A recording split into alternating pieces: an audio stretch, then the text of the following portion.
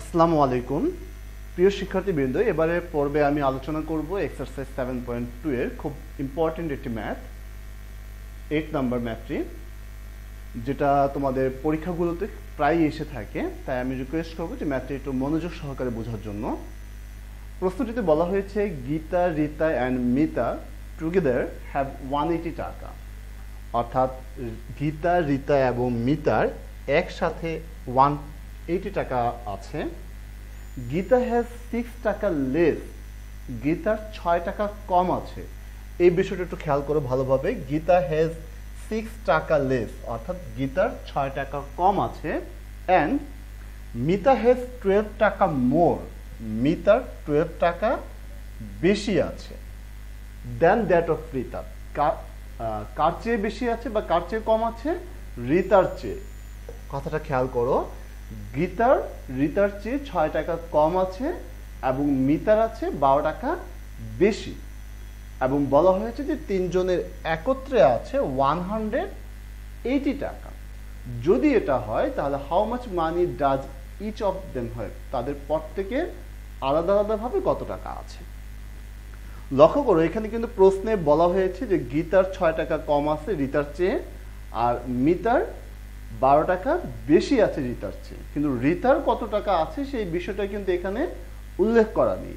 যেহেতু রীতার কত টাকা আছে এই বিষয়টা এখানে উল্লেখ করা নেই, সেহেতু আমরা ধরে নিব যে রীতার আছে x টাকা। আমরা লিখব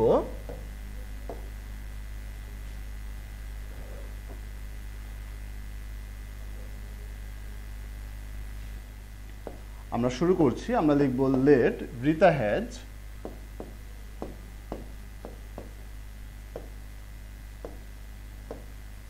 x টাকা।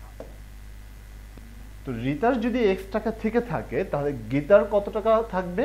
বলা হয়েছে যে 6 টাকা কম থাকবে। তো কম মানে কি? অবশ্যই কি করতে হবে? রীতার যে টাকা আছে সেই টাকা থেকে সাবট্রাক্ট করতে হবে। তাহলে আমরা লিখব দেয়ারফর গীতা হ্যাজ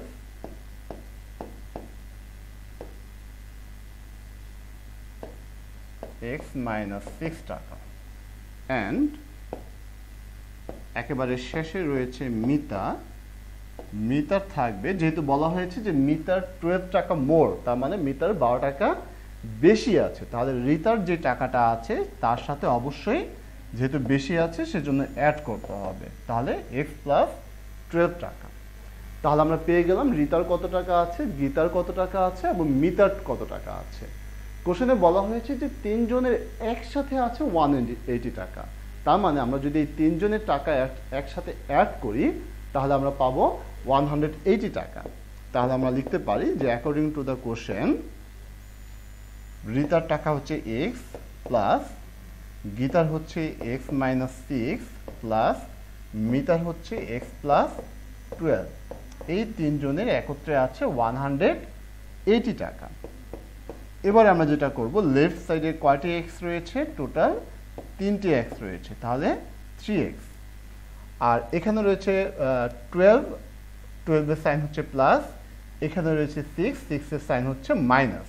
তাহলে 12 থেকে যদি আমরা 6 মাইনাস করি তাহলে হবে 6। যেহেতু গ্রেটারটা সাইন প্লাস সেজন্য আমরা এখানে প্লাস সাইন বসালাম। আর এখানে 180। 3x equal 180। লেফট সাইডে যে প্লাস 6 ছিল সেই প্লাস 6টি রাইট সাইডে এসে হয়ে যাবে মাইনাস 6। আমরা এখানে সাইড নোট দিতে পারি বাই ট্রান্সপোজিশন ল।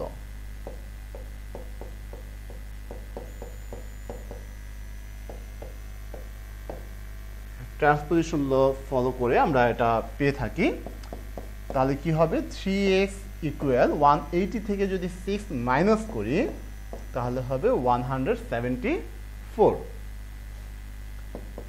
এবার আমরা যেটা করব, এই x এর সাথে যে 3 রয়েছে মাল্টিপ্লিকেশন অবস্থায়, এই 3টাকে ক্যান্সেল করার জন্য আমরা বোথ সাইডকে 3 দিয়ে ডিভাইড করব। আমরা অবশ্যই এখানে একটা সাইড নোট দেব, ডিভাইডিং বোথ সাইডস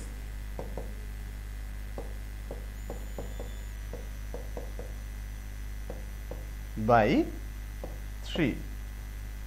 তো 3 দিয়ে যদি 3 কে ডিভাইড করি তাহলে 1, আর 3 দিয়ে যদি এখানে আমরা প্রথমে 17কে ডিভাইড করি তাহলে হবে 5, 3 5 যা 15, হাতে থাকবে ইন হ্যান্ড থাকবে 2, 2 4 পাশাপাশি বসলে 24, 24কে 3 দিয়ে ডিভাইড করলে 8, দ্যাট মিনস x ইকুয়াল হবে 58। তাহলে এই x কার টাকা? x হচ্ছে রিতার টাকা, তাই না? তার মানে রিতার আছে 58 টাকা। আমরা এই অংশে করে দেখাচ্ছি বাকিটুকু। তাহলে আমরা লিখব দেয়ারফর রিতা হ্যাজ 58 টাকা, 58 টাকা। তারপর গীতা হ্যাজ, গীতার রয়েছে x মাইনাস 6, তার মানে 58 মাইনাস 6 টাকা। তো 58 থেকে যদি 6 মাইনাস করি তাহলে হবে 52 টাকা। এবারে মিতা হ্যাজ 58, এর সাথে অ্যাড হবে 12, অর্থাৎ প্লাস 12 টাকা। তো 58 এবং 12 যদি প্লাস করি, 2 প্লাস 8 10, 10 এর 0 in hand 1, 1 plus 1 2, 2 plus 5 7, that means 70 টাকা, 70 টাকা। তাহলে রিতার আছে 58 টাকা, গীতার আছে 52 টাকা, আর মিতা আছে 70 টাকা। আমরা লিখতে পারি দেয়ারফর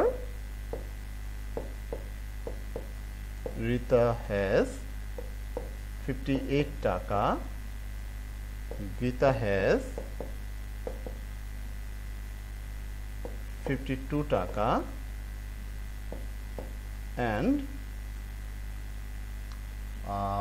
and হচ্ছে মিতা হ্যাজ 70 টাকা।